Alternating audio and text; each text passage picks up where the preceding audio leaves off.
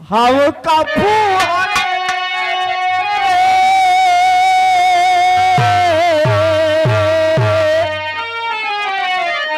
हम कपू हरे मिली है दुल्हनिया कोई के खटिया खड़ी अब हम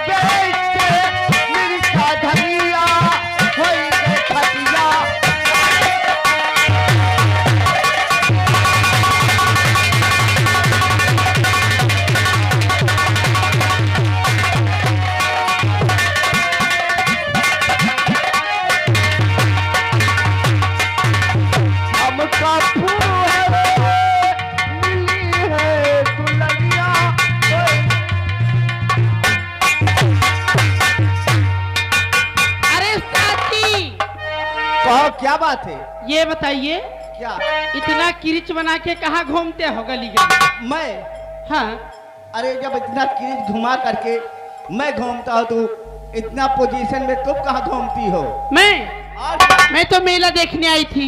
हम भी। तुम कहाँ आए थे? हम तो नसीराबाद गए थे। अच्छा नसीराबाद। हाँ। क्या करने? वहाँ अंडा देने गए थे। हट पागल। हट क्या? मुर्गी हो? मुर्गी नहीं, पागल हो तुम। क्यों? हमारी अंडे की दुकान है वहाँ पे। ओ अंडे की दुकान है। हाँ वहाँ हम जानी तुम मुर्गी हो अंडे देते हो। अरे पागल कहीं अंडा हम देंगे कहीं का? ए उस्ताद जी कहो क्या बात है? ये बताइए क्या होना चाहिए? होना वही चाहिए। क्या? हम तुम चलो अंदर और जब हमें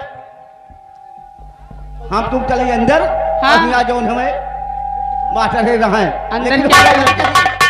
मैं तो अंदर नहीं जाऊंगी। अंदर तुम चले जाओ। अंदर कहाँ हम जाए बाबू? तो फिर किससे बात करते हो? अंदर हमारा तो नहीं बड़ी। छोड़ो सारी बातें। कहो क्या बात है? अब चलते हैं। कहाँ पे? रंगीन मौसम की तरफ। रंगीन मौसम में? और क्या? चलो हम भी आओ। और ये हमारे बाबूजी बम्बई के किंग वाले। हाँ मतलब कि राजा बाबू हैं। हाँ जूही वाले। क्या कहते हैं? हेलो